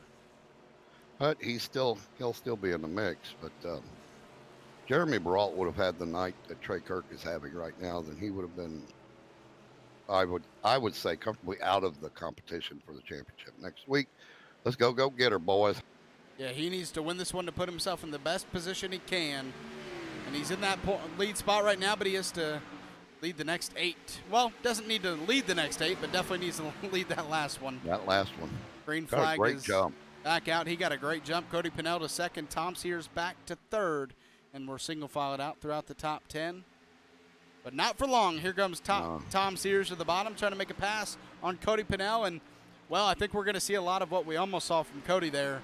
You're going to see more people pinching the driver below him down to that white line to keep them from getting a good run off. And that brings them right back to Jeremy Brielt. Here goes Cody Pennell. Man, that draft is working big time, isn't it? And, man, that inside line's working big time as well. Cody Pennell clear to the lead. Tom Sears right behind Jeremy Brielt. And he's actually going to push Jeremy. That's going to help him get back to battling for the lead. That high line is just not where it's at right now. No, it's not. And Jeremy is sticking with it. He has to stick with it now because Tom Sears is occupying that bottom line. Yeah. No one is safe right now to win this race. Cody Pennell is there right now, but he has drivers right behind him hungry to win this one as well. Don't forget about Daniel Roberts behind him in 4th. He fell off at the back end of that run with 35 to go, but he was up there throughout the first 10 or 15. And I just saw Tom Sears do something very interesting.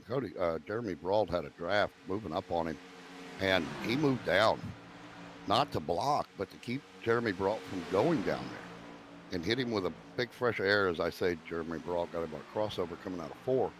But that was a very interesting move.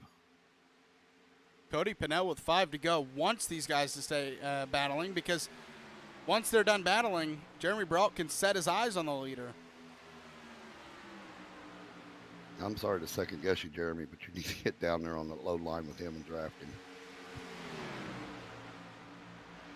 He's getting a good line. He's getting a good run off the turns, but he is losing a lot on entry. Yeah, he catches up with him with that draft. He gets a good pull up to him. Look at him. He's coming up. He's coming up. He's coming up. Go down with him. And stay with, there he goes. Okay. He figured it out. Oh, and he hits the apron. Oh, that sucks. And Ooh, and wiggly. That's what I told you about. You can run that bottom just like everybody else is, but if you can't execute like they are, then it's not going to matter. And he hits the apron his first time down there. And that's cost him 2 spots. Daniel Roberts into the battle now. Wouldn't it be awesome to see him come up here out of nowhere, take the win? Yeah. I wouldn't say out of nowhere, at least for the last 30 or 40 laps, but early on we didn't see him up here. No, I don't recall talking about him a whole lot. Oh, Jeremy Brault he does not like the low line. I guess now we know why he hasn't been running. 2 to go. 2 laps to go for Tom Sears to try to catch Cody Pennell for the lead. If he's not able to, Cody Pennell going to lock up his 4th win on the season. Tom looking for his 1st win on the season. And he's there. He's going to have to run that high line, though. You got to imagine the 28 gets a little wiggly on the bottom. Oh, and he's got the bottom group coming up, Tom. White flag is out side by side for the lead across the start-finish line. Who's going to lead the next time back? Will it be one of these two to win, or will it be behind him? A driver behind him to win this race. We're going to find out. Tom Sears can't take it away. They're going to be side by side down the backstretch for the final time. Cody Pennell with a little side draft on Tom Sears there. Tom loves that low line. Look at the power he gets down there. 3 and 4. Jeremy Brault does not. Final time down the front stretch. They're beating and banging. Contact. Tom Sears wins at Kansas Speedway. They wreck across the line. Jeremy Brault gets 2nd. Cody Pennell finishes 3rd. And well, we're gonna get Cody Pennell's opinion, I guess, on that finish. Since he did finish 3rd, we're gonna go back and take a look at that.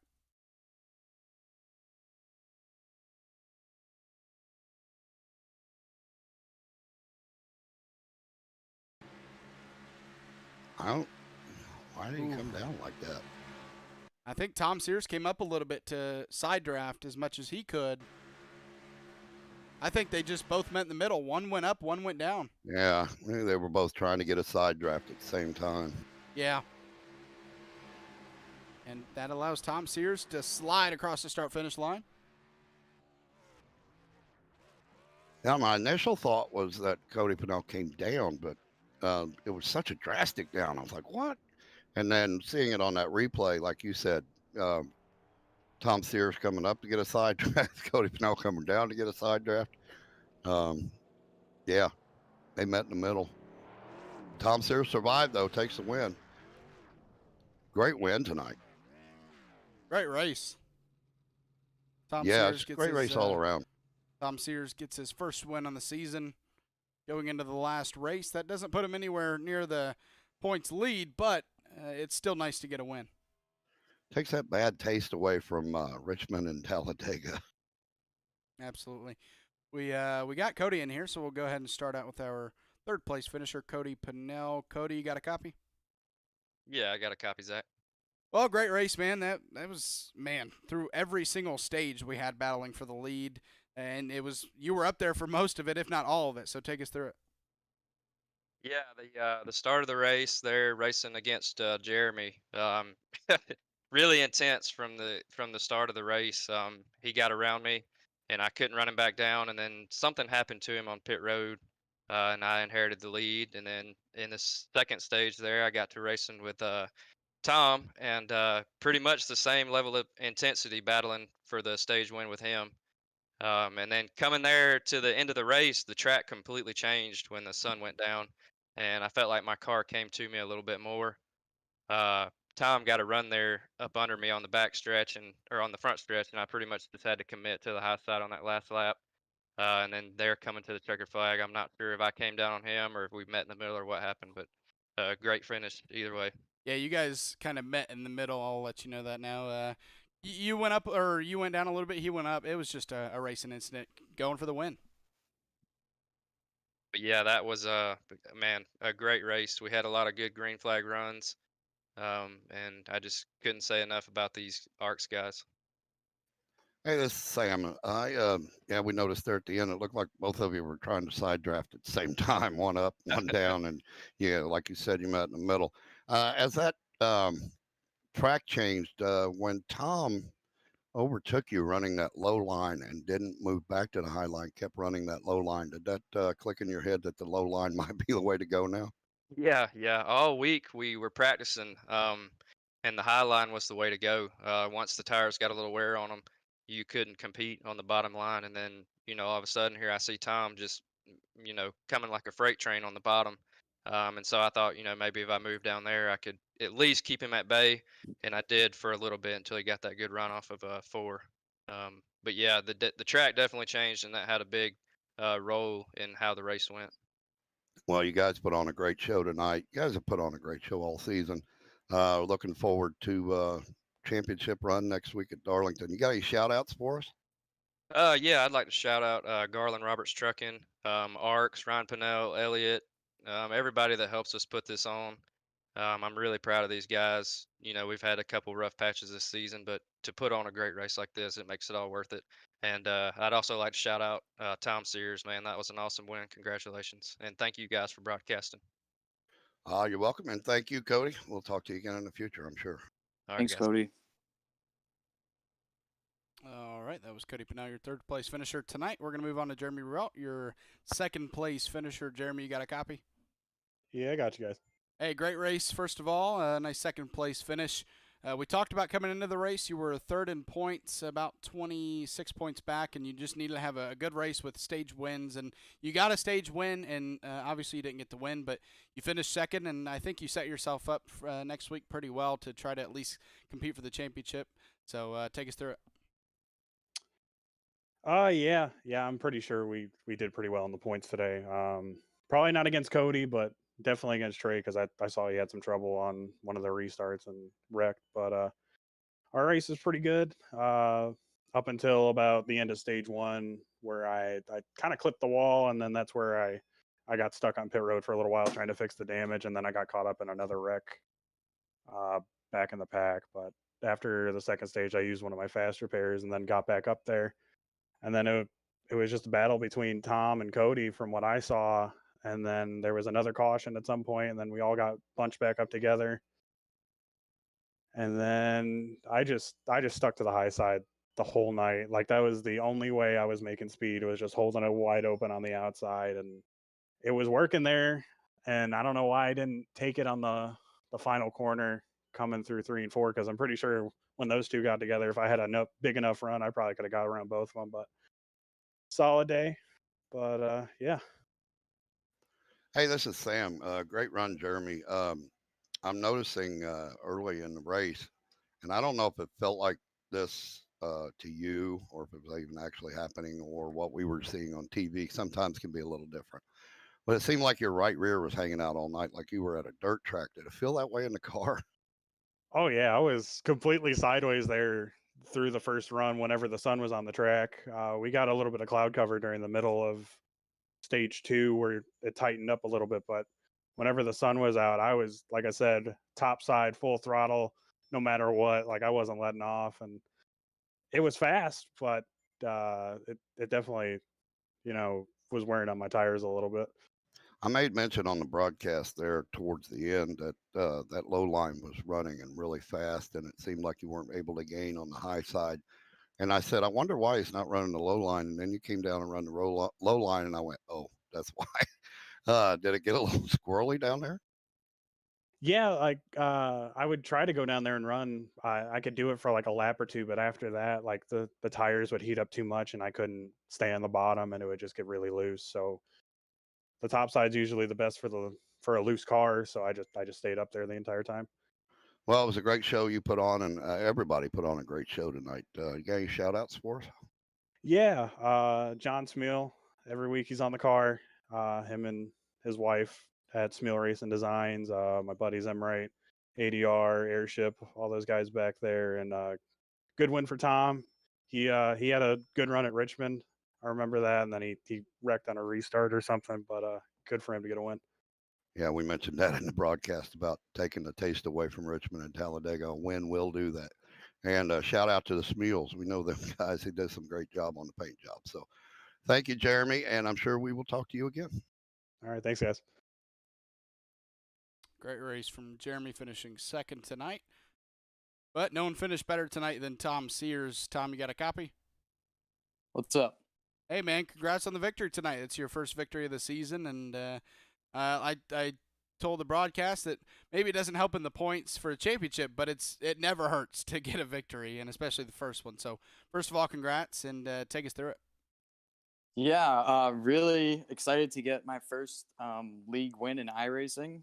That was pretty cool. Those guys are so fast up there, and they raced me so clean the whole race. Track was hot. We practiced mostly at night on cool temps, and we came today, and it was just really hot, super slick. So I wasn't really sure what I had, and I didn't figure out what I had until like midway through the first stage. I found the bottom, and I started just letting my car push up out of the bottom and keep all my speed. So that's kind of what I stuck with the whole race. Even when the track temps changed into night, I still just ran the bottom, just letting the car go where it wanted to go, really. And coming to the finish, that was close. I think I moved up a little bit, and he moved down a little bit, but he raced me clean the whole race, so that was a lot of fun. Hey, Thomas, Sam. Yeah, you guys, yeah, you both were trying to, I think it looked like you both were trying to side draft there to the end, and you went up, he went down, and you guys met in the middle. You going on that low line, we mentioned earlier in the race that the high line was going to be it, and everybody was running it. And I think I even made the comment, you're not going to make any room up on that low line unless somebody gets loose. And then all of a sudden, here you come like a rocket ship. When nobody else could do it, you were just coming up through the field and taking the lead down on a low line. What did you find down there? If you get low enough, run like Kansas, and it's unusual because we're usually in the middle or up high, but if you get down to the apron, you can almost hook it like Atlanta or Texas or something. It's strange. You like can hook it on the third quarter out of the turn. I don't know. I was searching, and that's what I found, and honestly can't believe how fast it was down there.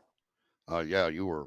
We thought maybe you turned on the nitrous or something. So this wind takes away. I remember Richmond, you were running good and then had a bad night. Talladega, I guess we weren't around for, but that wasn't a very good night. This will take that taste away anytime. Get a victory.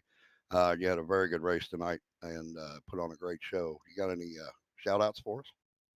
Yeah, I want to shout out my girlfriend Brenna for letting me do all these races. My buddies Tyler and Alec were watching too. Shout out to you guys. And all the TNT and ARCS guys. This one's for you. And thank you for this broadcast. I really appreciate it. Well, you are welcome. And I think you just taught everybody a lesson. The next time you come to Kansas, everybody's going to try and run that low line. Great job tonight. And I'm sure we'll talk to you again in the future. Thank you. Great win, man. Thanks. All right, that was your race winner, Tom Sears, here tonight. A great run from him. And, sometimes you see a driver sneak in late and win a race, but that was not the case tonight. He was pretty strong all night long. Yeah, he did not pull a Kevin Harvick and come back in the last two laps. Where did he come from? Yeah, I think he took these guys to school tonight, whether he planned it that way or not. He said he found it and ran with it, and he did a great job. It was a great job by everybody tonight. And I actually enjoyed this race. I thought maybe with Kansas, outside line, single file, we would get that kind of racing, but we didn't. We got a lot of great side by side action tonight, and a lot of clean racing, and a lot of I saw a lot of give and take, and a lot of respect out there, and it was a lot of fun. Yeah, it definitely was a lot of fun to watch, and it sets us up for our last week at Darlington next week, where we got 114 laps to decide a champion. So that's a tough track, and I'm looking forward to seeing how these guys handle it. Here is your race results from tonight, though, before we get into that. Like we said, Tom Sears winning that race. A great finish between him and Cody Pinnell. I know that obviously that contact causing them to spin wasn't the greatest, to happen, but that's just two guys racing for the win at the end of the race. So, Yeah, great run from everybody tonight. Tough race for Trey Kirk. He does come back and finish ninth, so I'll give him yeah. He that. restarted 18th on that final run. So Yeah, and that helped him out because while he is 14 points behind Cody Pinnell right now, it could have been worse. So yeah, while he didn't have a great night, he sets himself up as best he could at the end of that race. Well, actually, sorry, it's with bonus points, it's 19, so that's a little bit harder, but than 14, but still not impossible, I don't think. We're gonna find out next week. Trey Kirk, I imagine, is gonna have to sweep the race to even have a chance to win the championship. So we're definitely probably gonna see some aggression from him. I don't think Cody got bonus points tonight, did he? Yeah, he won the race. Or no, he didn't win the race. Never mind. No, he didn't. Why does it show him 307? Huh? It showed him 302. And then it showed him 3. I don't know why I thought he won the. I thought he Oh. won the race because of the points, but I was totally not paying attention to the fact that Tom Sears actually won the race. We just talked to him. Well, yeah, but I saw the bonus points, and so I just assumed. But Oh, good Lord. That was funny. so 19-point difference between Cody Pinnell and Trey Kirk. We'll see if that stays the same. Thank you guys for tuning in tonight. I hope you enjoyed, and hope you tune in for next week, the final race of the ARCS iRacing Monday Night Lightning series. I know they don't like me putting series at the end of that, but it just feels weird if I don't. No. So I apologize. But yeah, it's been Zach and Sam Wetstein from Kansas Speedway tonight from Rebels Racing Network. Have a good night.